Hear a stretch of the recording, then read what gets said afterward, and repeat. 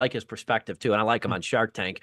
Moreover, though, if we want to share any MoviePass details, we can. I kind of gave away mine. You brought up the one of mine was that when they implemented that ticket verification thing where you'd have to take the picture of the ticket before seeing the How, movie. Oh I yeah, wanted to know, how were they verifying that?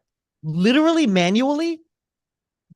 It that's had to what have it been sounded manual. like That from the I, documentary. you know, it Hundreds didn't. of thousands of people sending pictures, and your job is to just look at these pictures. Dom, Yeah, I it looks wouldn't like be a movie surprised. ticket. I wouldn't be surprised if it was a guy just going through, just hitting approve. He wasn't even looking at the Yeah. pictures Probably just because, like, hitting approve. it didn't make any sense because you would send in the picture Oh, and then like immediately be like, all right, you're good to go. It's like, wait a minute, but how does this work? Like, How does it's it just like, know? How yeah, does it, and the other thing is too, there was even a few times where like if I would take a picture of the ticket, I'd put it on the counter like right like away from the ticket taker, but I would put it on the counter like once I get in the theater, I put it on the counter and I flip it off and I take the picture. And then when I sometimes I would like, I would like shiver or something and it would be a little blurry and I'm like, fuck you, send, and it'd be like approved and it's blurry, you can't even read it. I'm like, fuck it's you. Like, manual. You're right. It's got to be manual it because they had to be weren't investing manual. in anything. They weren't investing in any infrastructure, any other expert personnel other than these poor sons of bitches who had to sit yeah. there and do that shit. Oh my God. It probably wasn't approved. It probably was a bank that it went to, like a support ticket bank, and they just had to hit approve constantly. That was one Mm-hmm. of the things I did though. And Control then A, accept. the Control A, straw that broke accept. the camel's back was the first time they tried to get me to pay an extra fee on top of the ticket. I'm like, you dumb sons of bitches. You should have just told me that my subscription was going up $10 a month. I would have stayed for that.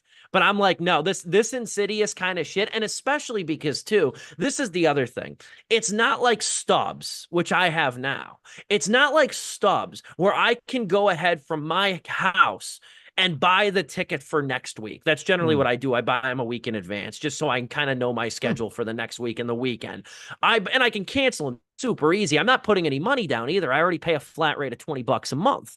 So that's why I do it. But my point being though is I can buy the Stubs tickets from home. With Yeah. MoviePass, it was location based. So you had to be at the theater. You could not Hmm. get it from your house. You had to be in the literal parking lot of the theater because the app had to know that you were actually planning on seeing this movie. You weren't just erroneously trying to get the cost of a movie ticket loaded on this pay-as-you-go debit card. Yeah. That was the other part of it. So I'm like, I already, in order to use this thing, I have to go. I'm planning to go to the movie.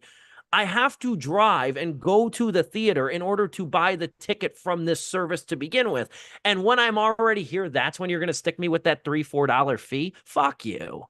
Like that was really because that's when I remember like watching Ant-Man and the Wasp thinking like, why does this mortally offend me? And then I'm like, okay, this is why. Okay, I have reason.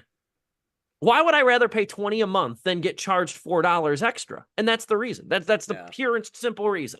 It's not even like Uber, where Uber is just always a different rate every time, depending on conditions, traffic, time of day, time of night. It's not Mm. like that. It's a totally different concept.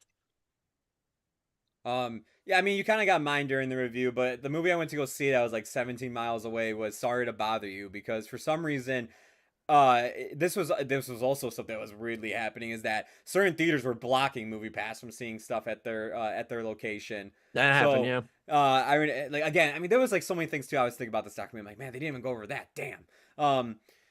But yeah, I had to drive 17 miles because I wanted to see Sorry to Bother You, and I was just like, oh, I get to use MoviePass, not realizing like. If I were to go see like a matinee show like right down the street, I would save money and gas, honestly. Yeah. um, You're in the but cult, bro. Perspective too. Joe, thanks for everything you've done, including but not limited to the amazing rebrand you've given this show to make it look sterling and beautiful on the YouTube channel. It looks great. I guess the last thing I'll touch on, we had a really good discussion last week about the death of Morgan Spurlock and his complicated legacy. Highly recommend checking out that video that Joe was gracious enough to cut and upload as well on the YouTube channel. Check that out if you missed that, kind of recapping the death of documentarian Morgan Spurlock and the complicated legacy that he leaves after his death at age 53.